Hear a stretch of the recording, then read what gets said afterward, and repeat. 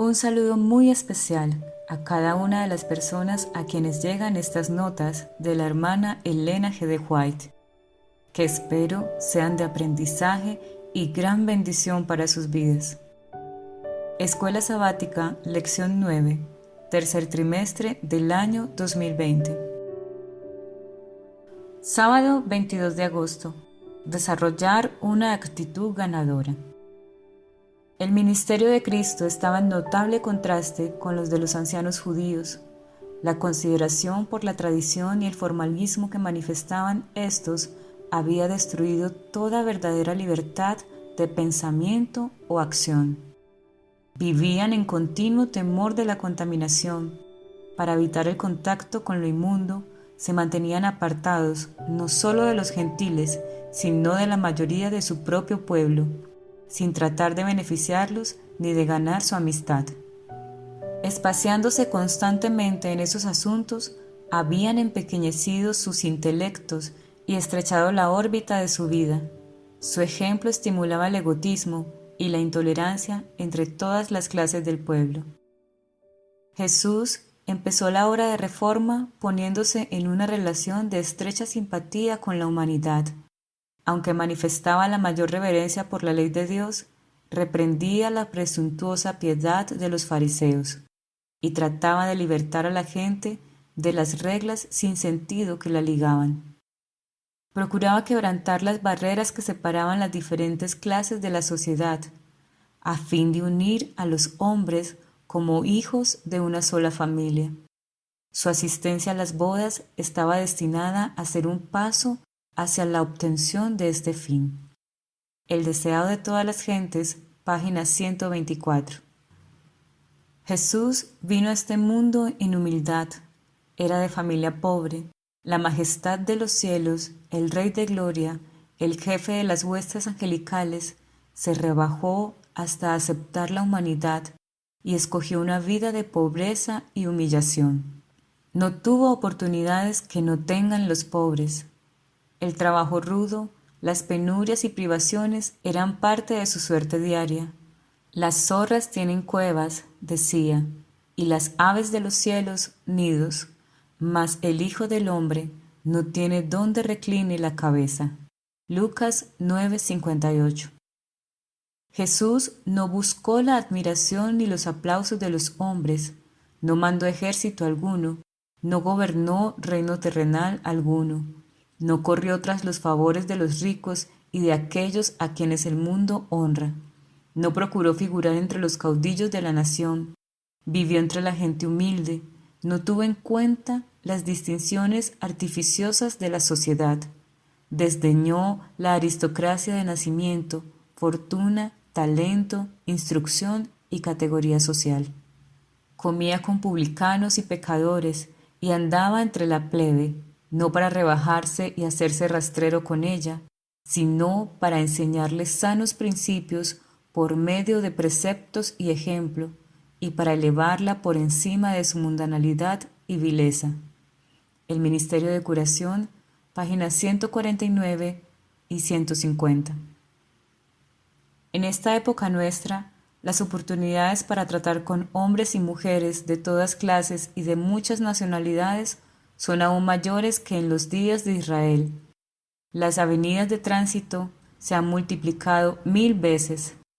Como Cristo, los mensajeros del Altísimo deben situarse hoy en esas grandes avenidas, donde puedan encontrarse con las multitudes que pasan de todas partes del mundo. Ocultándose en Dios como lo hacía Él, deben sembrar la semilla del Evangelio, presentar a otros las verdades preciosas de la Santa Escritura, que echarán raíces profundas en las mentes y los corazones y brotarán para vida eterna. Profetas y Reyes, páginas 53-54. Domingo 23 de agosto. Receptividad al Evangelio. Deben introducirse nuevos métodos de evangelismo. El pueblo de Dios debe despertar a las necesidades del tiempo en que vivimos. Dios tiene hombres a quienes llamará a su servicio, hombres que no llevarán a cabo la obra en la forma sin vida como se ha realizado en el pasado. En nuestras ciudades populosas, el mensaje debe presentarse como una lámpara encendida. Dios buscará obreros para que realicen esta tarea, y sus ángeles irán delante de ellos. Nadie estorbe a estos hombres designados por Dios, no lo permitáis. Dios les ha asignado su tarea. Preséntese el mensaje con tanto poder que los oyentes sean convencidos. El Evangelismo, página 56. Se requiere gran sabiduría al tratar con las mentes humanas, aún en la tarea de dar razón de la esperanza que hay en nosotros. ¿Cuál es la esperanza de la cual hemos de dar razón? La esperanza de la vida eterna por medio de Jesucristo. Os espaciáis demasiado en ideas y doctrinas especiales, y el corazón del incrédulo no es enternecido. Tratar de impresionarlo es como golpear hierro frío. Constantemente necesitamos sabiduría para conocer cuándo hablar y cuándo guardar silencio, pero siempre estamos perfectamente seguros al hablar de la esperanza de la vida eterna. Y cuando el corazón está completamente ablandado y subyugado por el amor de Jesús, se hará la pregunta: Señor, ¿qué es menester que yo haga para ser salvo? El Evangelismo, páginas 183 y 184. El mensaje de Cristo a la samaritana con la cual había hablado junto al pozo de Jacob había producido fruto. Después de escuchar sus palabras, la mujer había ido a hombres de la ciudad y les había dicho: Venid, ved un hombre que me ha dicho todo lo que he hecho. Si quizá es este el Cristo. Ellos fueron con ella, oyeron a Jesús y creyeron en él. Ansiosos de oír más, le rogaron a Jesús que se quedase con ellos. Por 2 días él se detuvo allí, y creyeron muchos más por la palabra de él. Juan capítulo 4, versículos 29 y 41. Y cuando sus discípulos fueron expulsados de Jerusalén, algunos hallaron seguro asilo en Samaria. Los samaritanos dieron la bienvenida a estos mensajeros del Evangelio, y los judíos convertidos recogieron una preciosa mies entre aquellos que habían sido antes sus más acerbos enemigos. Hechos de los Apóstoles, página 87 y 88. Así Cristo trataba de enseñar a sus discípulos la verdad de que en el reino de Dios no hay fronteras nacionales, ni castas, ni aristocracia, que ellos debían ir a todas las naciones, llevándoles el mensaje del amor del Salvador. Pero sólo más tarde comprendieron ellos en toda su plenitud que Dios, de una sangre, ha hecho todo el linaje de los hombres, para que habitasen sobre toda la faz de la tierra, y les ha prefijado el orden de los tiempos y los términos de la habitación de ellos, para que buscasen a Dios, si en alguna manera, palpando, le hallen, aunque cierto no está lejos de cada uno de nosotros. Hechos 17, 26 y 27. Hechos de los Apóstoles, página 17. Lunes 24 de agosto. Actitud correcta. Suplicamos a los heraldos del Evangelio de Cristo que nunca se desalienten en la obra y nunca consideren ni aun al pecador más empedernido fuera del alcance de la gracia de Dios. Los tales pueden aceptar la verdad con amor y llegar a ser la sal de la tierra. El que desvía los corazones de los hombres, como se desvían los ríos de agua, puede hacer que el alma más egoísta y endurecida por el pecado se entregue a Cristo. ¿Hay algo demasiado difícil para Dios? Así será mi palabra, dice Él, que sale de mi boca. No volverá a mí vacía, sino que hará lo que yo quiero y será prosperada en aquello para que la envíe. Isaías 55:11. Testimonios para la Iglesia, tomo 4, página 528. Jesús es atractivo, está lleno de amor, de misericordia y compasión. Él se ha propuesto ser nuestro amigo y caminar con nosotros a través de todos los senderos difíciles de la vida. Él nos asegura: yo soy el Señor vuestro Dios, caminad conmigo y llenaré vuestra senda de luz. Jesús, la majestad del cielo, se propone exaltar a un compañerismo consigo a todos los que acudan a Él con sus cargas, sus debilidades y sus preocupaciones. Los considerará hijos suyos y finalmente les dará una herencia más valiosa que los imperios de los monarcas y una corona de gloria más rica que la que jamás ha adornado la frente del más exaltado de los reyes terrenales. Exaltad a Jesús, página 92. Cristo conocía la situación de esta mujer cananita. Él sabía que ella anhelaba verle y se colocó en su camino. Ayudándola en su aflicción, él podía dar una representación viva de la lección que quería enseñar. Para esto había traído a sus discípulos. Deseaba que ellos viesen la ignorancia existente en las ciudades y aldeas cercanas a la tierra de Israel, el pueblo al cual había sido dada toda oportunidad de comprender la verdad. No conocía las necesidades de aquellos que le rodeaban. No hacía ningún esfuerzo para ayudar a las almas que estaban en tinieblas. Recibió a esta representante de una raza despreciada como la habrían recibido los judíos. Con ello quería que sus discípulos notasen la manera fría y despiadada con que los judíos tratarían un caso. El deseado de todas las gentes, página 366. El acto de María era precisamente la lección que necesitaban los discípulos, para mostrarles que la expresión de su amor a Cristo le alegraría. Él había sido todo para ellos y no comprendían que pronto serían privados de su presencia, que pronto no podrían ofrecerle prueba alguna de gratitud por su grande amor. La soledad de Cristo, separado de las cortes celestiales y viviendo la vida de los seres humanos, nunca fue comprendida ni apreciada por sus discípulos como debiera haberlo sido. Después ya no cargaron de reproches a María, sino a sí mismos. Oh, si hubiesen podido recoger sus censuras, su presentación del pobre como más digno del don que Cristo. Sintieron el reproche agudamente cuando quitaron de la cruz el cuerpo magullado de su Señor. Conflicto y valor, página 307. Martes 25 de agosto. Presentar la verdad con amor. La Iglesia de Cristo es la intermediaria elegida por Dios para salvar a los hombres. Su misión es llevar el Evangelio al mundo. Esta obligación recae sobre todos los cristianos. Cada uno de nosotros, hasta donde lo permitan sus talentos y oportunidades, tienen que cumplir el mandato del Salvador.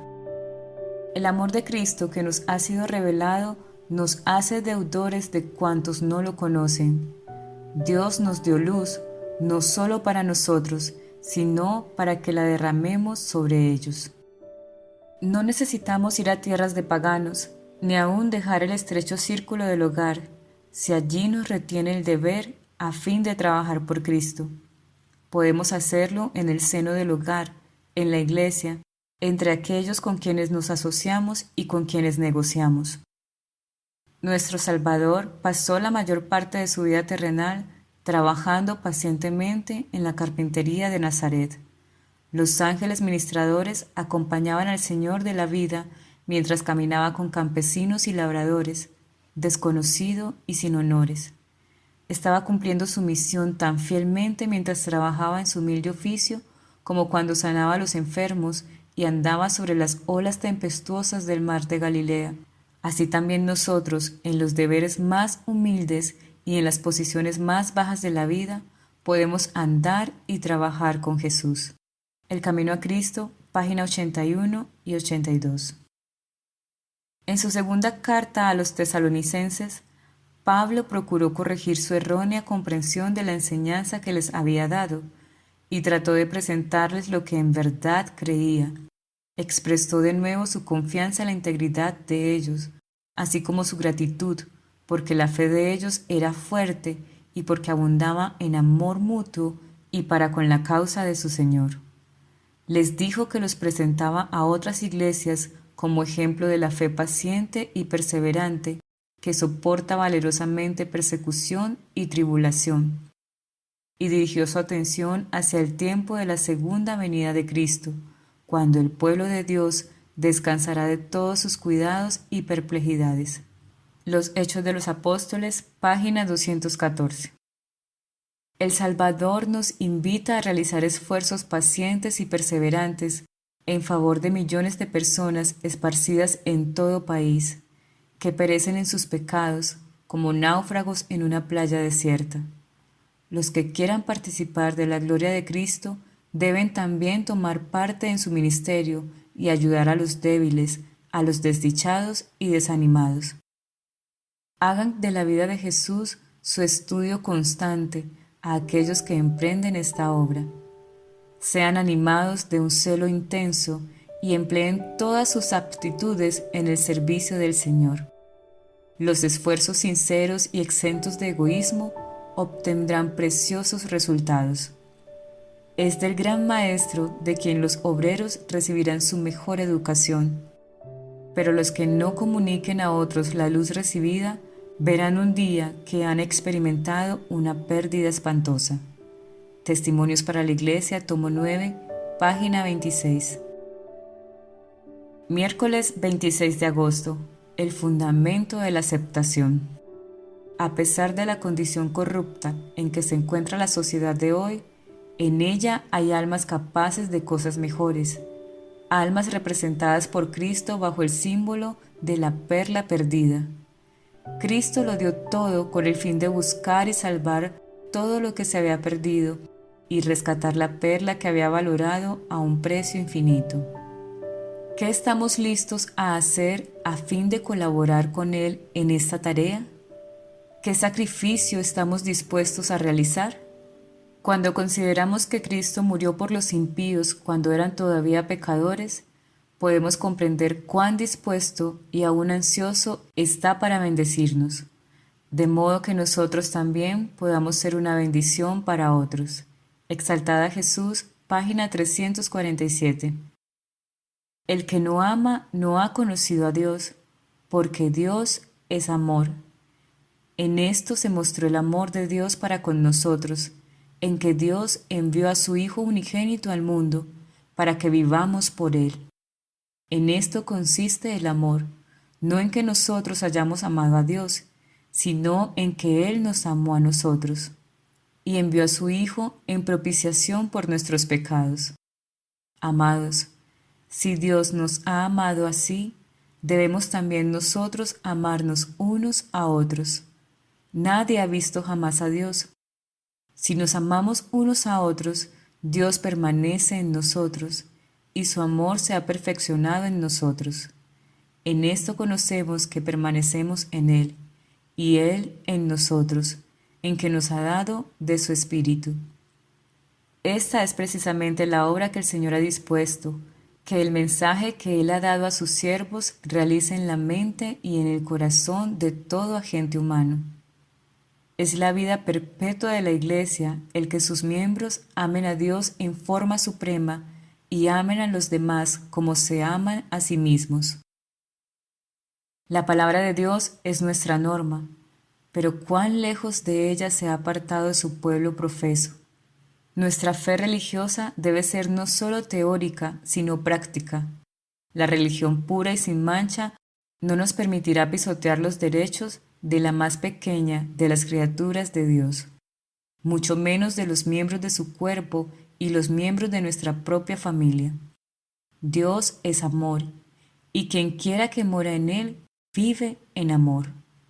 La influencia del egoísmo mundano, que algunos llevan consigo como una nube, enfriando la misma atmósfera que otros respiran, hace que el alma se enferme y frecuentemente provoca la muerte. La religión de Cristo es más que hablar. La justicia de Cristo consiste en actos correctos y en buenas obras que proceden de motivos puros y altruistas. La justicia exterior, mientras esté faltando el adorno interior, será en vano.